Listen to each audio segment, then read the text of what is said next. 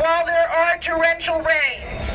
In 2009, I had the opportunity and the honor to visit Gaza.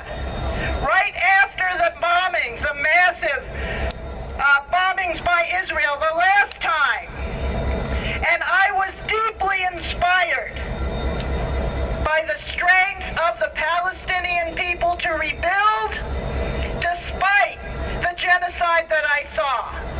At the same time, so while these torrential rains are going on, there's a caravan making its way to the border of Texas and Mexico to demand that those children not be deported, that those children be allowed to stay in this country.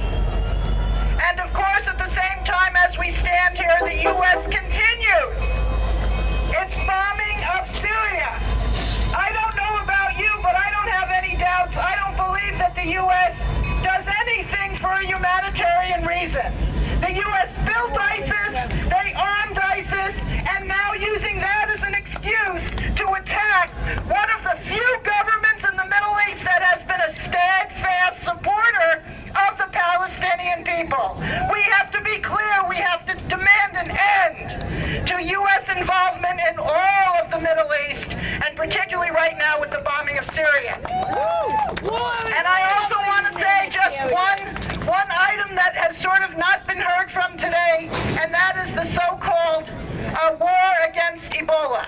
And I think that we have to be very clear that the United States, Cuba sent doctors to the 3 countries hardest hit by Ebola. The U.S. sent armed troops. The last time I heard, armed troops were not able to give out shots or take care of people who were dying. The U.S. is going to use this as an excuse for the continued intervention in Africa and the militarization in Africa. And so we have to raise the cry loud and clear. U.S. out with its troops of Africa. Africa needs U.S. out of Sierra Leone and all of the countries hit, Guinea, all of the countries hit by Ebola need humanitarian aid. They need doctors. They need all sorts of supplies. And if an island like Cuba can do that, then certainly many of the rich countries in the world. I just want to end by saying we will continue to fight till there is no more U.S. occupation. There is no